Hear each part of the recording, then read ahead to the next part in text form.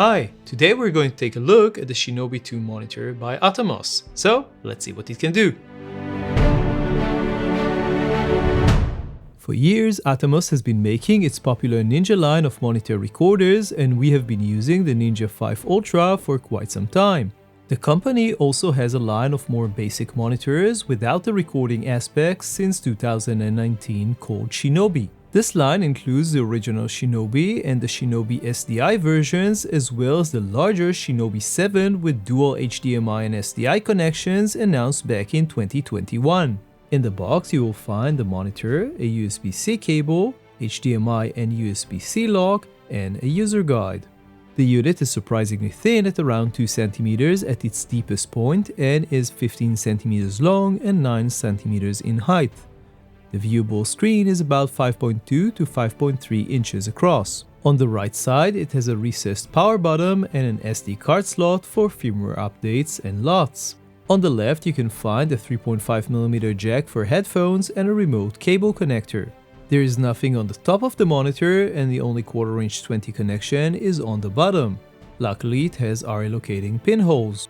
On the back, there is a single NPF battery plate with a well-made release button and a single HDMI in and a single USB-C PD that can provide 10 watts in for powering the unit and 13 watts out if you're using a battery and want to feed power to an external device like a wireless transmitter or a camera. We are really missing the HDMI out port on this monitor. On the plus side, Atomos did include a locking port, so at least the cables that you are connecting will not be disconnected by accident. The Shinobi II uses the Atomos OS 11 operating system. The entire interface is based on touch. We would have liked to see some physical shortcut buttons, but this might have increased the cost of the unit. There are 3 control areas on the monitor. On the top, there is a thin line that for the most part opens the top menu with settings for input, control, audio, battery and info. Strangely, pressing the SDR native in the center opens the bottom menu. The center of the screen is all about autofocus and tracking. We'll go back to those in a moment, but one click when the autofocus is turned off will show you the entire screen, while another click will bring back the top and bottom menus. This is a 16:9 monitor, so the menus covers part of the image. We'd really love to see more tall aspect monitors where the menus are permanently displayed outside the image zone, but sadly it is not very common in the industry at the moment.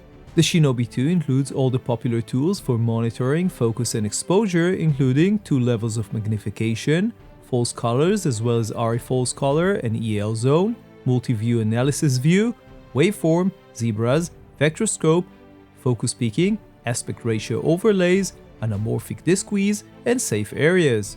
Please note that for several of those tools there are sub-options when you press the cogwheel on the right. It's definitely very extensive and covers more or less anything that we would ever use. For us, the most attractive feature of the new monitor is the camera control function. Atomos is not the first to bring this option to the market, but this is the first Atomos monitor to include it, and we can only hope that it will be the new standard on any of their future monitors. We have been using the camera control feature on our Sony a7 IV, a7R5 and A1 cameras, and it has been working without any issues. At the moment you can control most of the basics: the white balance, shutter speed, aperture and the ISO, and of course the start and stop for shooting.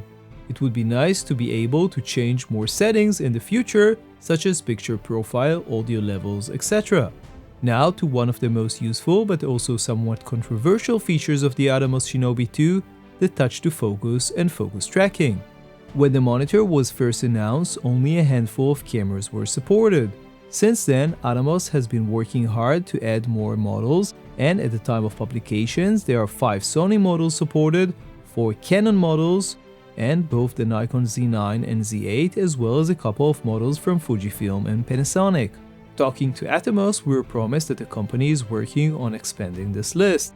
Regardless, if this feature is critical to you, we suggest to wait until your camera becomes supported before committing to buying the monitor. In our test with the Sony a7 IV, both the touch to focus and touch tracking seemed to work fine. The only drawback we found was that there was no tracking focus square on the tracked object like you get on the camera. This might be a Sony thing, and we hope Atomos will find a way to add this in a future update. Moving over to performance, and we tested several aspects related to the performance of the monitor. The first thing we looked at was the turn-on time of the monitor. In our experience, it took almost 15 seconds until you get the image from the camera. This is a long time to wait, quite a bit longer than our old Fieldworld F5 Pro, Portkeys BM5 II, or even Atomos' own Ninja 5 Ultra. We'd really like to see this improved and Atomos adding some sort of progress bar when you're waiting for the monitor to load. On the plus side, viewing angle seems great, both vertically and horizontally, and on par, or in some cases quite a bit better, than some of our other monitors. We measured exactly 1500 lux of brightness when the monitor was maxed out. This should be enough for most shooting scenarios, both indoors and outdoors, aside from direct summer sun. SmallRig is selling a kit with a cage, sun hood, and a screen protector, which might help, and we will be testing it out soon, so stay tuned. Using a quality NPF 970 battery, you should expect many hours of runtime, even when a camera is connected to the monitor. Please note that the battery indicator on the monitor didn't seem to be very accurate in our experience, showing far less battery than indicated by the battery itself. We have been testing the monitor in the winter, but based on our experience so far, even after a few hours of usage, the monitor showed only slight warmth near the battery area, and with no fans, it produced no noise, unlike our surprisingly noisy Atomos Ninja 5 Ultra. To sum things up, the Shinobi II feels like a worthy successor to the original model, with a slim and light design, quality panel that needs no fans and produces zero noise, plenty of monitoring, focus and exposure tools, and a fairly simple touch interface with good battery life. The most significant new features of the Shinobi II are the camera control, touch focus, and subject tracking, and all work well with the latest firmware version that we used with the Sony a7 IV and can be very useful in different shooting scenarios. The monitor does have a number of limitations that you should be aware of. The startup time is not great, the monitor has only HDMI in connection, no physical buttons, and it also has just a single 1/4" 20 thread on the bottom and no way of powering itself via USB-C if you also want to control a camera.